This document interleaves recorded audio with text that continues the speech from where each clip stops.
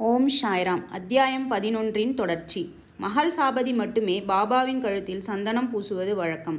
ஆனால் எளிய மனதுடைய இவ்வடியவரான டாக்டர் பண்டிட் பூஜை பொருட்கள் வைத்திருந்த தாதா பட்டின் பாத்திரத்தை எடுத்து போய் அதிலிருந்து பிசையப்பட்ட சந்தனத்தை எடுத்து திரிபுந்திரா எனப்படும் திருநீற்றுப்பட்டையை பாபாவின் நெற்றியில் இட்டார்.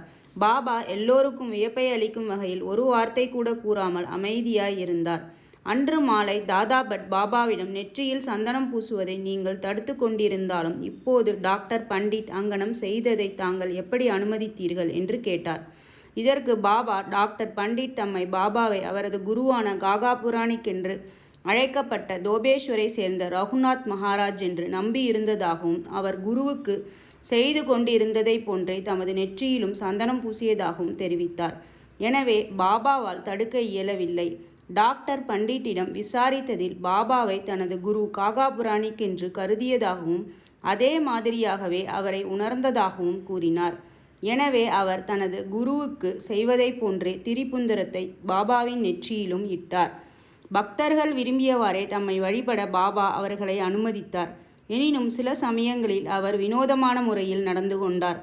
சில சமயங்களில் பூஜை தட்டை தூக்கி எறிந்து சீற்றமே அவதரித்தது போல் நின்றிருப்பார்.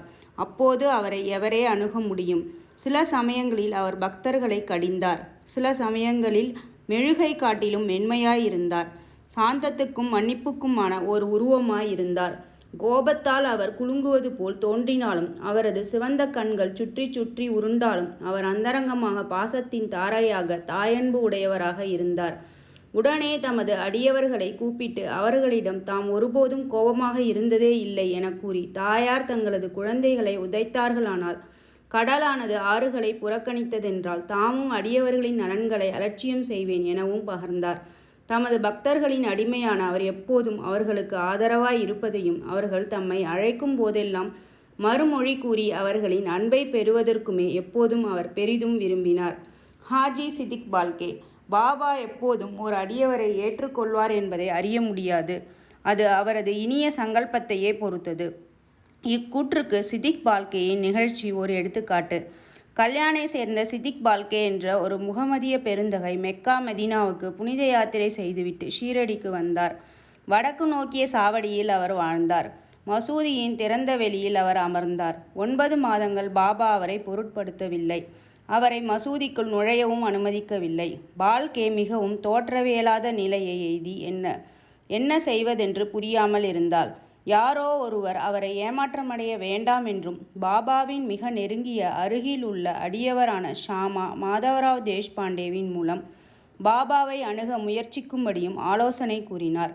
சிவபெருமான் அவரது சேவகரும் பக்தருமான நந்தியின் மூலம் அணுகப்படுதலைப் போல ஷாமாவின் மூலம் பாபா அணுகப்படுதல் வேண்டும் என்றும் கூறினர். பால்கே இந்த யோசனையை விரும்பி ஷாமாவை தனக்காக மன்றாடி கெஞ்சி கேட்குமாறு வேண்டினார். ஷாமாவும் சம்மதித்து பொருத்தமான ஒரு சந்தர்ப்பத்தில் பாபாவிடம், பாபா பலர் இம்மசூதிக்குள் தாராளமாய் வந்து தங்கள் தரிசனத்தை பெற்று போகும்போது தாங்கள் ஏன் அந்த முதிர்ந்த ஹாஜியை மசூதிக்குள் நுழைய அனுமதிக்கக்கூடாது? அவரை ஒரு முறை ஆசிர்வதித்தருளலாகாதா என்று அவரை பற்றி பேசினர். அதற்கு பாபா, ஷாமா, நீ விஷயங்களையெல்லாம் புரிந்து கொள்ள இயலாத அளவு முதிர்ச்சியற்றவனாய் இருக்கிறாய். பக்கீர் அல்லாஹ் அனுமதிக்கவில்லை என்றால் நான் என்ன செய்ய முடியும்? அவரது அருளின்றி யாரே மசூதியில் ஏற வல்லவர்? நன்று, அவரிடம் சென்று நாளை பார்வி கிணற்றுக்கு அருகிலுள்ள குறுகிய ஒற்றையடி பாதைக்கு வருவாரா என கேட்டு வா என்றார். ஷாமா சென்று உடன்பாட்டு விடையுடன் திரும்பி வந்தார். மீண்டும் அவரிடம், பாபா எனக்கு 40,000 ரூபாய்களை 4 தவணைகளில் கொடுக்க சம்மதிப்பாரா என கேள் என்றார். ஷாமா சென்று 40 லட்சம் ரூபாய்கள் கூட தர அவர் சம்மதிப்பதான பதிலுடன் திரும்பி வந்தார். மீண்டும் பாபா, நாங்கள் ஒரு ஆட்டை மசூதியில் வெட்டப்போகிறோம். அவரை அதன் மாமிசம், தொடை, கொட்டை இவைகளில் எது வேண்டும் என கேள் என்று கூறினார். ஹாஜி பாபாவின் கோலம்பாவிலிருந்து மட்பாண்டத்திலிருந்து ஏதாவது ஒரு சிறு துணுக்கை பெற்றுக்கொள்வதிலேயே மகிழ்வதாகவும் ஷாமா பதில் கொண்டு வந்தார். இதை கேட்டு பாபா உணர்ச்சி வசப்பட்டு தமது கையால் கூஜாக்களையும் கோலம்பாவையும் விட்டெறிந்துவிட்டு நேராக ஹாஜியிடம் சென்று தமது கஃப்னியை கையால் பிடித்து கொண்டு, ஏன் உன்னை நீயே தற்பெருமைப்படுத்தி உயர்வாக கற்பனை செய்து கொண்டு முதிர்ந்த ஹாஜியைப் போல் பாவனை செய்து கொண்டிருக்கிறாய்? குரானை நீ விதமாகத்தான் கற்றுணர்ந்தாயா? நீ உனது மெக்கா தல யாத்திரை குறித்து பெருமை கொள்கிறாய், ஆனால் நீ என்னை அறியவில்லை என்றார். இவ்வாறு கடிந்து கொள்ளப்பட்டதும் ஹாஜி குழப்பமடைந்தார். பாபா பின்னர் மசூதிக்கு சென்று ஒரு கூடை மாம்பழங்களை வாங்கி ஹாஜிக்கு கொடுத்து அனுப்பினார். பின்னர் மீண்டும் ஹாஜியிடம் சென்று தம் பையிலிருந்து ரூபாய் 55 ஹாஜியின் கைகளில் கொடுத்தார். அதிலிருந்து பாபா ஹாஜியை விரும்பினார். உணவுக்கு அவரை அழைத்தார். பாபா ஹாஜியை விரும்பிய போதெல்லாம் மசூதியினுள் அழைத்தார். பாபா சில சமயங்களில் அவருக்கு சில ரூபாய்கள் அளித்தார். இவ்வாறாக பாபாவின் தர்பாரில் ஹாஜியும் சேர்க்கப்பட்டார். பஞ்சபூதங்களின் மேல் பாபாவின் கட்டுப்பாடு. பஞ்சபூதங்களின் மேல் பாபாவின் ஆணைக்கு ஈண்டு உதாரணமாக 2 நிகழ்ச்சிகளை கூறி இந்த அத்தியாயத்தை முடிப்போம். ஒரு நாள் மாலை நேரத்தில் ஷீரடியில் பயங்கரமான புயல் வீசியது. கருமேகங்களால் வானம் திரையிடப்பட்டிருந்தது. காற்று பலமாக வீசத் தொடங்கியது. மேகங்கள் கர்ஜித்து மின்னல் பளிச்சிட்டது. மழை வெள்ளமாய் பொழியத் தொடங்கியது. சிறிது நேரத்தில் அவ்விடம் முழுவதும் வெள்ளக்காடாகியது. ஷீரடியில் இருந்த சர்வ ஜந்துக்களும் பறவைகளும் மிருகங்களும் மனிதர்களும் பயங்கர பீதியடைந்து திரளாக மசூதியில் தஞ்சமடைந்தனர். ஷீரடியில் பல கிராம தேவதைகள் இருக்கின்றன. ஆனால் அவைகளில் எவையும் அவர்களின் உதவிக்கு வரவில்லை. எனவே அவர்கள் எல்லோருக்கும் தங்களது பக்தியின் பால் பற்று மீதுறும் தங்களது கடவுளான பாபாவை அவர் குறுக்கிட்டு புயலை தணிக்க வேண்டினர். பாபா மிகவும் மனது உருகினார். பாபா மசூதியிலிருந்து வெளிப்பொழுந்து அதன் விளிம்பில் நின்று பெருத்த இடி முழக்கம் போன்ற குரலில் புயலை நோக்கி, "நிறுத்து, உன் சீற்றத்தை நிறுத்தி அடங்கியிரு" என கூறினார்.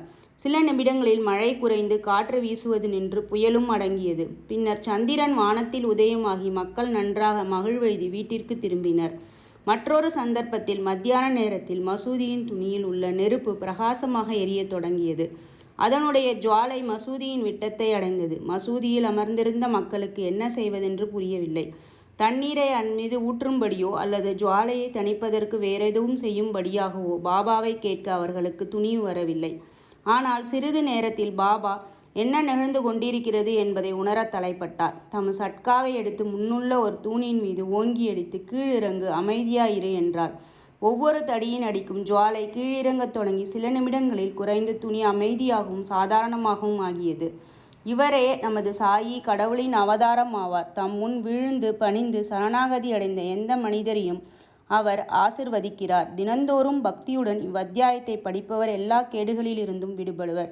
இது மட்டுமன்று, எப்போதும் சாயியின் மேல் பக்தியுடையவராகவும் அன்புடையவராகவும் இருந்து வெகு விரைவில் கடவுள் காட்சியை பெறுவார்.